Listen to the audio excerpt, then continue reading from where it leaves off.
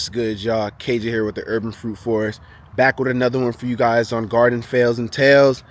You look behind me here, passion fruit trellis done fell over. Yeah, so the passion fruit trellis done fell over. Let me show you guys. So this part held up. I'm gonna explain to you why this side held up. If you look at this right here, it's kind of a mess. Kind of sucks because, dude, this thing is loaded with fruit. It still is loaded with fruit. Right, so I can't really complain. I still will be getting some fruit from this, still flowering, right? But it rained a little bit. We had a little bit of wind, and as you can see, the trellis fell. It was long overdue, and this is the reason why. So when you guys are growing passion fruits or binding plants that get really heavy, you're not going to want to use this cheap string that I got off of Amazon. It'll work in the beginning, which worked for me first year and a half.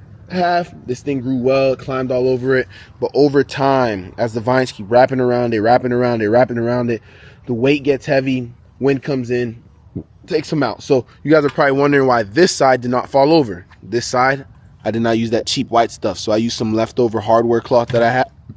And on this side, the hardware cloth actually runs up all the way to the top of this shed. So that's the reason this side stayed pretty intact. So this is what I want you guys to learn from this.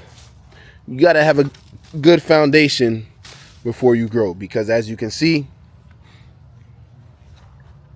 if you take off and try to go without a good foundation, eventually you will tumble. So this is the passion fruit tree that I have growing up the oak tree, this massive oak tree. I'll get you a better view when I back up, but as you can see right here, got it climbing up into the canopy of the oak tree. I got another one right here. I actually have two more right here. This is the stalk of my main one right here, right? Shooting up, climbing, all the way up the canopy of the tree. You can see another piece of it right here. But yeah, I went ahead and got up into the canopy of the tree. I got a smaller one right here that's actually taken off really well. I put this in the ground like, I want to say about a week ago, and it's taken off really well. So what I'm gonna do is go ahead and get the trellis that you saw that tipped over cut down.